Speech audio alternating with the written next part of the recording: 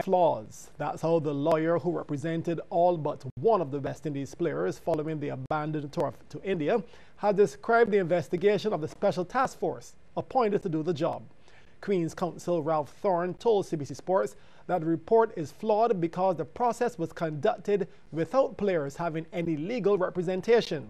The month-long inquiry conducted by prominent attorneys Michael Gordon QC and Sir Richard Cheltenham, along with former WICB President Reverend Sir Wes Hall, noted that all three parties in the WICB, WIPA and the players were at fault, and the players needed to shoulder a significant proportion of the blame for that abandoned tour.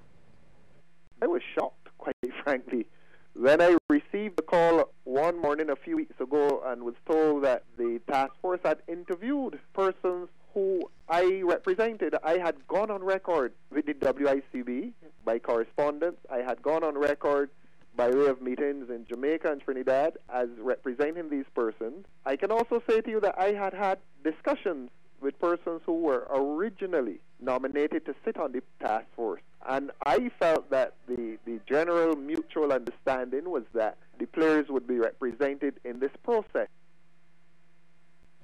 Though dissatisfied, Thorne concedes there's little that can be done now that the report has been submitted to the WICB, but he isn't pleased with recommendations made by the task force.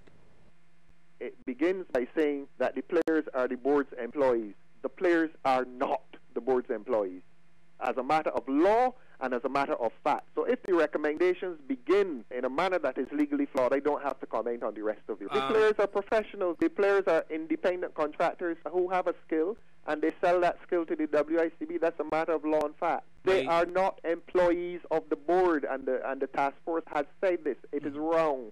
It is factually and legally wrong. The task force also said that while the WICB and WIPA had erred significantly in their administration of the new Memorandum of Understanding, they could not be accused of bad faith. The best bowling attack based on the pitch at Centurion will be selected for the West Indies team for the first test against South Africa starting on Wednesday. This is the word from the West Indies bowling consultant, Sir Curtly Ambrose, who also says it will take a total team effort to topple the Proteas on home soil. The fast bowling legend, who joined the Windies management staff back in June, is confident that the regional team has what it takes to deliver their first series win in South Africa. I feel very confident the way we are at the moment. I believe that we are going to do well in this tournament, contrary to what others might believe. We all know South Africa is the #1 team in the world, but we are prepared and we're ready to do battle.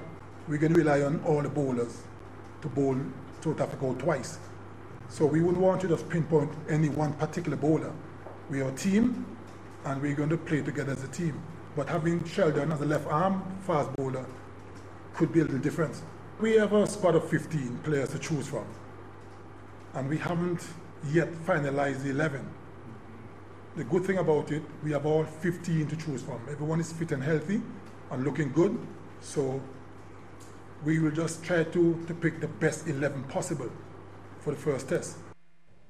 Now that first test begins at 4:30 a.m. Barbados time and will be carried live on MCTV's Sportsmax 1. Michael Clark